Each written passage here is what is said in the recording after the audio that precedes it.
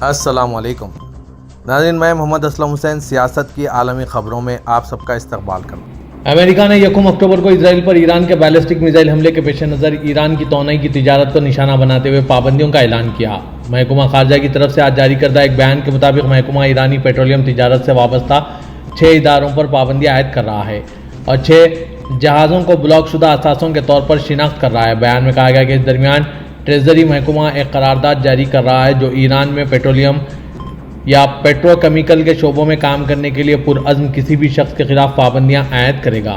بیان میں یہ بھی کہا گیا ہے کہ اس کے علاوہ ٹریزری 10 اداروں پر پابندیاں عائد کر رہا ہے اور US نامزد اداروں نیشنل ایرانی آئل کمپنی یا trillions petro chemical company limited کی حمایت میں ایرانی پیٹرولیم اور پیٹرو کیمیکل مصنوعات کی شپنگ میں شامل 17 جہازوں کی شناخت بلاک شدہ اثاثوں کے طور پر کر رہا ہے۔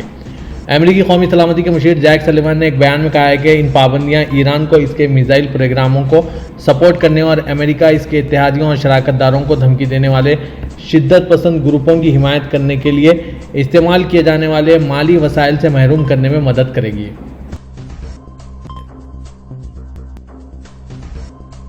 میڈ9 ممالک کے قائدین نے مشرق و سطح میں فوری جنگ بندی کا مطالبہ کیا ہے۔ انہوں نے اپنی چھوٹی کانفرنس میں سفارتی کوششیں پھر سے شروع کرنے کی خواہش کی تاکہ علاقے میں جاری ٹکراؤ ختم ہو جائے۔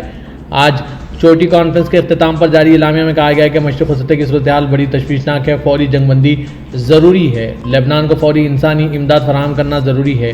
ایک روزہ کانفرنس کے بعد جاری بیان میں میڈ9 قائدین نے کہا ہے کہ سبھی سے ہماری گزارش ہے کہ تحمل برتیں اور کشیدگی دور کرنے کی صلاح و صفائی سے کام لیں۔ گروپ نے یہ بھی کہا کہ وہ مشرق و سطح کے تعلق سے اقوام متحدہ کی تمام قراردادوں کی حمایت کرتا ہے۔ لبنان میں حزب اللہ کی فورسز نے اطلاع دی ہے کہ اس نے اسرائیلی شہر حیفا کے جنوب میں دھماکہ خیز مواد بنانے والی فیکٹری پر میزائل حملے کیے ہیں۔ حزب اللہ سے خبرت رکھنے والے المیادین ٹیلی ویژن چینل کے مطابق حزب اللہ کے آپریشن روم سے اسرائیلی فوج کے خلاف رات بھر مختلف حملے کیے گئے۔ بتایا گیا کہ شمالی اسرائیل کے شہر حیفا کے جنوب میں واقع 7200 بیس پر دھماکہ خیز مواد بنانے والی فیکٹری پر میزائل حملے کیے گئے، تاہم جانی یا مالی نقصان کے بارے میں کوئی اطلاع نہیں دی گئی۔ بیان میں کہا گیا کہ اسرائیل کے زیر قبضہ گولان کی پہاڑیوں میں حماس کے فوجی اڈے اور اسرائیل کے شمال میں سیر عدیہ علاقے کو میزائلوں سے نشانہ بنایا گیا۔ یہ بھی بتایا گیا ہے کہ شمالی اسرائیل کے علاقے زریعت میں اسرائیلی فوجیوں کے ایک گروپ کو توپ سے براہ راست نشانہ بنایا گیا۔ یہ بھی اطلاع دی گئی ہے کہ حیات، تبریہ اور اقا میں مختلف فوجی ٹھکانوں پر میزائل حملے کیے گئے۔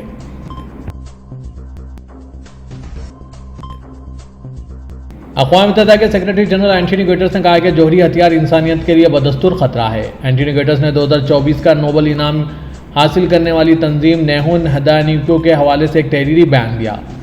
گٹرس نے 2024 کا نوبل امن انعام حاصل کرنے پر ہیروشیما اور ناگاساکی پر گرائے گئے ایٹم بموں سے بچ جانے والے افراد کی تشکیل کردہ نیہون ہدانیکو تنظیم کو مبارکباد پیش کی۔ جوہری ہتھیار انسانیت کے لیے مسلسل خطرہ ہے۔ تنبیہ کرتے ہوئے سیکرٹری جنرل نے کہا کہ عالمی رہنماؤں کو اب یہ دیکھنا چاہیے کہ جوہری ہتھیار تحفظ اور سلامتی کے نظریے سے عاری محض مہلک ہتھیار ہیں۔ اینٹونی گٹرس نے کہا کہ جوہری ہتھیاروں کے خطرے کو ختم کرنے کا واحد طریقہ ان ہتھیاروں کو مکمل طور پر تباہ کرنا ہے۔ اقوام متحدہ کے نائب ترجمان فرحان حق نے روزانہ کی پریس کانفرنس میں کہا ہے کہ اقوام متحدہ کے اہم مقاصد میں سے ایک جنگوں میں ایٹمی ہتھیاروں کے استعمال کا سدباب کرنا ہے۔ اس بات کا ذکر کرتے ہوئے کہ جوہری ہتھیار انسانی تاریخ کے سب سے زیادہ تباہ کن ہتھیار ہے، حق نے کہا ہے کہ اسی لیے ان ہتھیاروں کے استعمال کو روکنے کی کوشش کی جا رہی ہے۔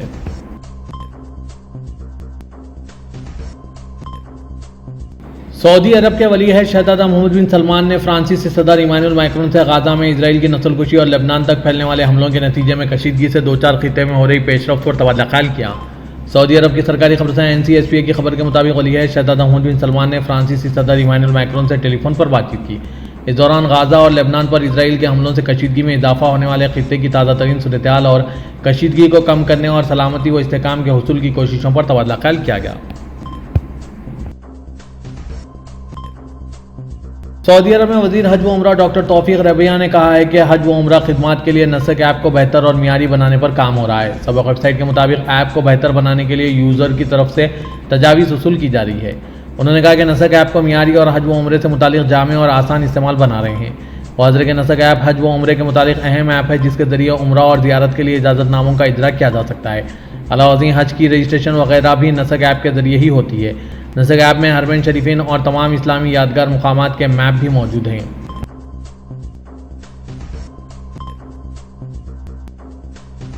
سعودی عرب میں فارماسیوٹیکل مارکیٹ سب سے تیزی سے بڑھتی ہوئی مارکیٹوں میں سے ایک بن گئی ہے۔ حکومتی سپورٹ ہونے سے دواؤں کی برآمدات اور مقامی سطح پر تیاری کے موقع بڑھ گئے ہیں۔ العربیہ نیٹ کے مطابق سعودی عرب فارماسیوٹیکل سیکٹر کی لوکلائزیشن کی جانب سے گامزن ہے۔ فیڈریشن آف سعودی چیمبرز میں فارماسیوٹیکل انڈسٹریز کی قومی کمیٹی کے چیئرمین ڈاکٹر عبد الرحمان متیری نے کہا ہے کہ گزشتہ سال سعودی عرب نے 30 ارب ریال کی دوائیں درآمد کی۔ ان میں امریکہ، جرمنی، فرانس، برطانیہ، کینیڈا، جاپان، آئرلینڈ اور اردن نمایاں ہیں۔ انہوں نے بتایا کہ سعودی فارماسیوٹیکل مارکیٹ کا شمار خطے کی سب سے بڑی اور تیزی سے ترقی کرنے والے مارکیٹوں میں ہوتا ہے۔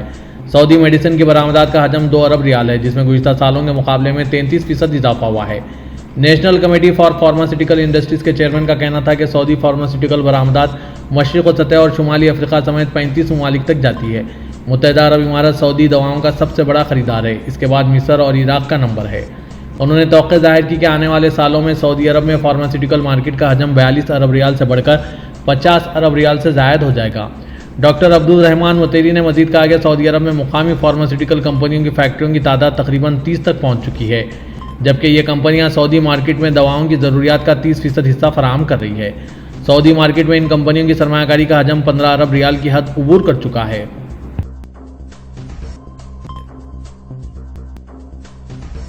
خادم حرمین شریفین شاہ سلمان بن عبدالعزیز اور ولی شہزادہ محمد بن سلمان نے اسپین کو قومی دن پر مبارکباد پیش کی۔ سعودی پریس ایجنسی کے مطابق سعودی قیادت نے اسپین کے شاہ فلپ ششم کو تہنیتی مکتوب روانہ کیے۔ سعودی قیادت نے اسپین کے شاہ کے نام روانہ کیے گئے مکتوب میں خیر سگالی کے جذبات کا اظہار کیا۔ سعودی قیادت نے اسپین کے لیے مزید ترقی و کامرانی اور عوام کے لیے خوشحالی کی امید ظاہر کی۔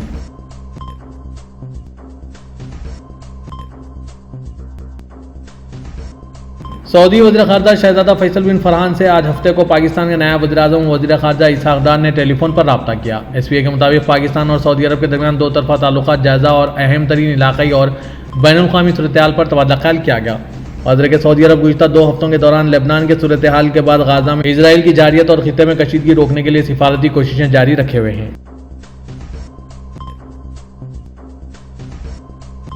پاکستان تعاون تنظیم کے رکن ممالک کی حکومتی سربراہان کونسل کا 23واں اجلاس منعقد ہوا۔ پاکستان 15 تا 16 اکتوبر 2024 کو اسلام آباد میں شنگھائی تعاون تنظیم کے رکن ممالک کی حکومتی سربراہان کونسل کے 23ویں اجلاس کی میزبانی کر رہا ہے۔ سی ایچ جے کے موجودہ چیئر کی حیثیت سے وزیر اعظم محمد شہباز شریف آئندہ سی ایچ جی اجلاس کی صدارت کریں گے۔ شنگھائی تعاون تنظیم کے رکن ممالک کی نمائندگی چین، روس، بیلاروس، قزاقستان، کرغستان، تاجکستان اور ازبکستان کے وزراء اعظم کے علاوہ ایران کے صدر کے نائب اول اور ہندوستان کے وزیر خارجہ کریں گے۔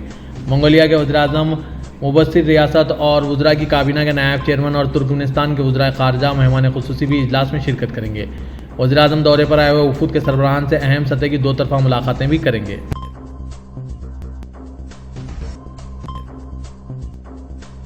وزیر اعظم پاکستان شہباز شریف کی ہدایت پر نیشنل ڈیزاسٹر مینجمنٹ اتھارٹی میں غزہ اور لبنان کی جنگ زدہ عوام کے لیے فلاحی بنیادوں پر امداد کی فراہمی کے لیے آج این ڈی ایم اے ہیڈ کوارٹرز میں نیشنل ایمرجنسیز آپریشن سینٹر قومی کانفرنس منعقد کی گئی۔ منعقد کانفرنس کی صدارت وفاقی وزیر برائے منصوبہ بندی و خصوصی اقدامات پروفیسر احسن اقبال نے کی۔ کانفرنس میں وفاقی سیکریٹریز، میڈیا نمائندگان، این جی اوز اور بین الاقوامی این جی اوز کے نمائندگان بھی شریک تھے۔ کانفرنس کا بنیادی مقصد غزہ اور لبنان میں امدادی سرگرمیوں کے لیے فلاحی شراکت داروں اور پاکستانی عوام کی جانب سے امدادی کی فراہمی کے لیے لائحہ عمل مرتب کرنا تھا۔ وفاقی وزیر احسن اقبال نے فلسطین اور لبنان میں جاری جنگی صورتحال اور وہاں کی عوام کی ضروریات کے پیش نظر متاثرہ آبادی کو امداد فراہم کرنے کی فوری ضرورت پر زور دیا۔ انہوں نے مصیبت میں گھرے لوگوں کی مدد کے لیے حکومت پاکستان کے عزم کا اعادہ کیا اور ان کی کوششوں کو بڑھانے کے لیے فلاحی تنظیموں اور پاکستانی عوام کے تعاون کی اہمیت پر زور دیا۔ بنگلہ دیش کی عبوری حکومت کے مشیر اعلیٰ محمد یونس نے آج ہفتے کے دن صدیوں پرانے ڈھاکہ کیشوری مندر کا دورہ کیا۔ انہوں نے مندر میں کہا کہ حکومت ایسا بنگلہ دیش بنانا چاہتی ہے جہاں ہر شہری کے حقوق یقینی ہوں۔ ڈھاکہ کے پرانے شہر میں تنتی بازار علاقے میں درگا پوجا منڈپ پر مبینہ طور پر ایک خام بم پھینکا گیا تھا جس سے آگ بھڑک اٹھی، لیکن کوئی بھی زخمی نہیں ہوا۔ روزنامہ پرتھم آلو کے بموجب یہ واقعہ گزشتہ رات کا ہے۔ بنگلہ دیش میں جاری درگا پوجا تقاریب کے دوران 35 ناخوشگوار واقعات پیش آئے اور 1 اکتوبر تا 11 اکتوبر 17 افراد کو گرفتار کیا گیا اور 12 کیسز درج ہوئے۔ اخبار ڈھاکہ ٹریبون نے انسپکٹر جنرل پولیس محمد معین الاسلام کے حوالے سے یہ اطلاع دی۔ بنگلہ دیش کی 17 کروڑ آبادی میں ہندو اقلیت کا تناسب 8% ہے۔ 5 اگست کو وزیر اعظم شیخ حسینہ کی بے دخلی کے بعد سے ہندوؤں کی دکانوں، جائیدادوں اور مندروں میں توڑ پھوڑ ہوتی رہی ہے۔ اسی دوران نئی دہلی میں وزارت خارجہ نے درگا پوجا منڈپوں پر حملے پر سخت تشویش کا اظہار کیا۔ بنگلہ دیش کے ڈھاکہ سے 270 کلومیٹر دور جیشورشی کالی مندر سے سونے کا تاج چوری ہو گیا۔ محمد یونس اتوار کے دن ڈھاکہ کیشوری مندر جانے والے تھے، لیکن انہوں نے آج ہی اس کا دورہ کیا۔ یہ مندر ایک اہم شکتی پیٹ ہے۔ درگا پوجا بنگلہ دیش میں ہندوؤں کا بہت بڑا تہوار ہے۔ وزارت حکومت مقامی دیہی ترقیات و انجمن امداد باہمی کے مشیر AF حسن عارف نے تنتی بازار پوجا منڈپ حملے میں زخمی ہونے والوں کی مزاج پرسی مقامی دواخانے جا کر کی۔ انہوں نے منڈپ کا بھی معائنہ کیا۔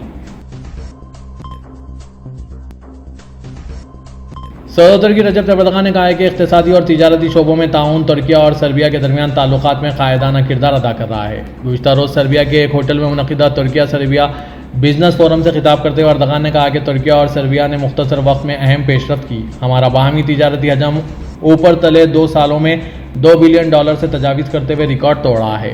صدر اردوغان نے بتایا کہ سربیا میں ترک فرموں کی جانب سے روزگار پیدا کرنے والی سرمایہ کاری میں ہر گزرتے دن اضافہ ہو رہا ہے۔